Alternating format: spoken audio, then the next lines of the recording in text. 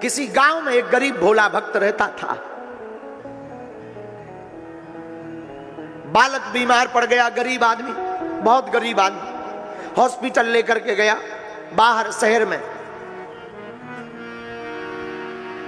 Doctor ने कहा operation होगा, 10 लाख से 15 लाख का खर्चा आएगा, और ऑपरेशन तुम्हें 15 दिन के भीतर करवाना पड़ेगा, नहीं तो बालक नहीं बचेगा, मर जाएगा।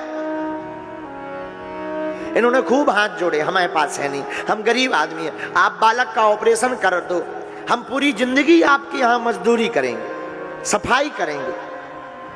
एक पिता एक मां कर क्या सकते, अपने बालक के लिए वो अपने प्राण तक बाहर रख देते हैं। तोड़ी माता पिता, क्षमा कीजिएगा जितने भी आज की कथा सुन रहे हैं, मेरे पागलो, माता पिता धरती के वो भगवान हैं जो तुम्हारे सपनों को साकार करने के लिए, तुम्हारे तन पर बढ़िया कपड़ा रखने के लिए, तुम्हारे चेहरे पर चमक बरकरार रखने के लिए, तुम्हारी बढ़िया से बढ़िया स्कूल में पढ़ाई करने के लिए दिन रात पसीना बहाते हैं। कभी विचार करना, जो तुम रुपया में मौज उड़ा लेते हो ना, कभी अपने पिता की मेहनत पर विचार करना। रातों भर वो खेती करता है, पानी जाता है। कभी मां पर विचार करना, खुद बीमार रहेगी लेकिन सुबह से तुम्हें जरूर भोजन बना कर देगी। और आज जब हम वहां वृद्धाश्रम गए ना, हमारा दिल दुख गया कि वही बेटा वही बेटी अपने माँ बाप को जवान होने पर, सक्सेस होने पर, सफल होने पर, लाइफ स्टाइल के नाम पर,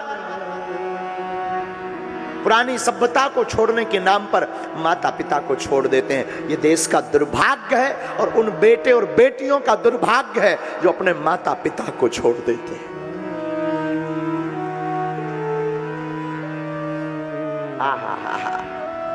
तो वो पिता बेचारा रोने लगा, डॉक्टर से कहने लगा, श्रीमान जी आप हमें मजदूरी पर रख लो, हम आपके पास रहेंगे, आपके पास सेवा करेंगे, झाड़ू लगाएंगे, पोंछा लगाएंगे, लेकिन हम पर कृपा कर दो कि हमें जरा सेवा में रख लो।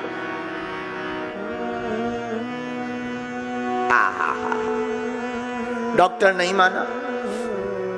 पास में ही एक ठाकुर जी का मंदिर था, इसने विचार किया कि अब तो बालक को बचना नहीं है, भगवान से ही प्रार्थना करते हैं कि ऐसा कोई चमत्कार कर दें कि ऑपरेशन ना हो। डॉक्टर ने 15 दिन का टाइम दिया है।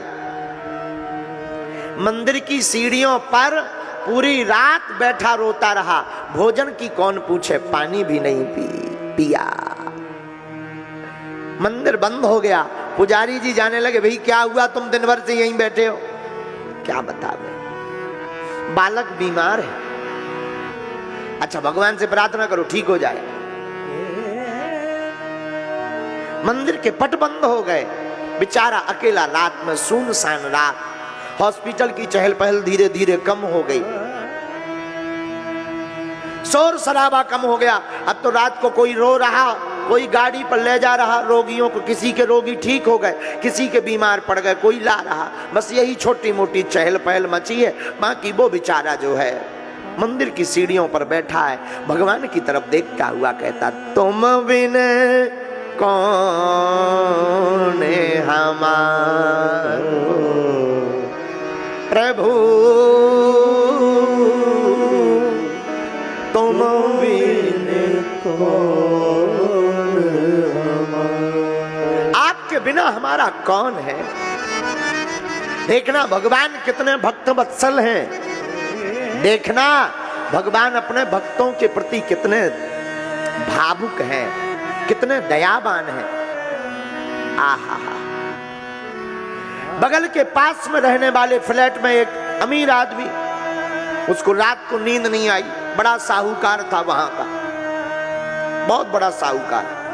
रात को उसे नींद नहीं आई, उसने सोचा कुछ देर टहल लिया जाए। सीढ़ियों से नीचे उतरा, गार्ड ने कहा कि चलूं साथ में, तो उसने कहा नहीं जाने की जरूरत नहीं है, रात में अचानक निकले हैं तो कोई है नहीं है तो कोई दिक्कत नहीं। फिर भी एक गार्ड पीछे पीछे चल पड़ा। ये बाहर तक टहलने निकला था। आज पहली बार इसकी जिंदगी में हुआ है कि इसे रात को नींद नहीं आती, क्योंकि दिन भर बिजनेस का लोड, खूब बिजनेस करता बड़ा आदमी, बड़ा माइंड, रात को नींद अपने आप आ जाती बेचारे को। आज नींद नहीं आई।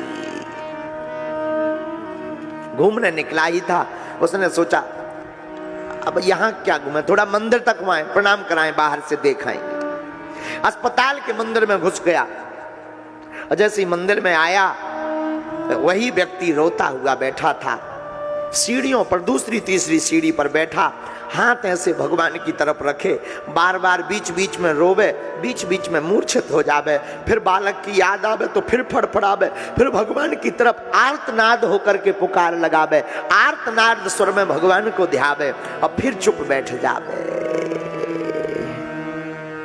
आहा, साहूकार आया, क्या हुआ भाई? वो अमीर आदमी आया, क्या हुआ, क्यों रो रहे हो? श्रीमान जी क्या बताएं, बालक बीमार है। अच्छा ठीक हो जाएगा। नहीं ठीक होगा, डॉक्टर ने कहा है 15 दिन में मर जाएगा। ऐसा क्या हुआ है? पता नहीं, कोई गांठ बन गई है, डॉक्टर ने कहा ऑपरेशन करवाओ तब ठीक होगा। हाँ तो ऑपरेशन करवाइए, क्या दिक्कत? ऑपरेशन काय में करवाएं? डॉक्टर ने कहा 15 लाख का खर्च होगा, रुपया एक है नहीं है। हमने डॉक्टर को खूब मना लिया, खूब मांग लिया, ये भी कह दिया कि आप हमसे लिख के ले लो, हम जिंदगी भर नौकरी करेंगे, सेवा करेंगे, बालक का ऑपरेशन भर कर दो। संपत्ति के नाम पर हमारे पास एक कमरा है, वो भी अगर बेचेंगे तो कोई 50,000 1 लाख से ज्यादा नहीं देगा, और हमारे पास कुछ है नहीं। अमीर सेठ की आंखों में आंसू आ गए और सेठ को मन ही मन लगा, आज इसीलिए प्रभु ने हमें सोने नहीं दिया, इसी की दुख को देखकर भगवान ने हमको जगा दिया।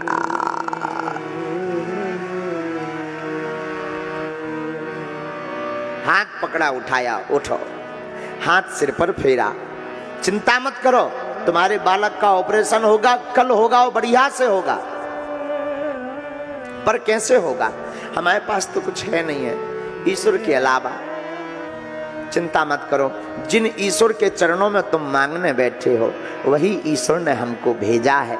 अब तुम्हारे बालक के ऑपरेशन का पूरा खर्चा हम उठाएंगे।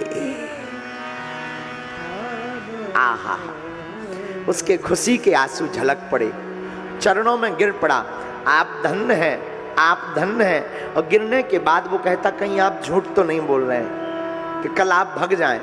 तो वो हंसने लगे, उन्होंने बाहें पकड़ी, घर ले आए और घर ला करके उसे भोजन कराया, रुपयों का बंडल दिया और स्वयं सुबह जाकर के डॉक्टर को कहा कि हमारे घर के लोग हैं, इनका बढ़िया ऑपरेशन करना। भगवान की कृपा हो गई, ऑपरेशन सफल हो गया और वो व्यक्ति आज भी जिंदा है दोनों, और आज भी व्यक्ति उसकी जय जयकार कर रहा है। इसीलिए व्यास जी कहते हैं, परोपकाराय पुण्याय पापाय परपीड़नम। साधु, जिंदगी में याद रखना, तुम सब कुछ बनना, पर कृपा करके एक बार मानव जरूर बनना। दीनों को मत सताना। हम लोग क्या करते हैं, हमें तो बड़ा दुख होने लगता है जब हम गाड़ी से आते जाते हैं, रास्ते में लोग मिलते हैं, धक्का लग जाता है।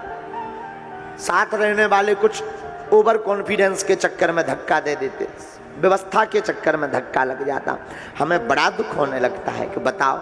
लेकिन वो तो भाव है, प्रेम है, तो उस धक्का को भी भाव के कारण वो आशीर्वाद समझ लेते हैं। इसलिए मेरे पागलों, तुम कुछ बनो या ना बनो, मानव जरूर बनना।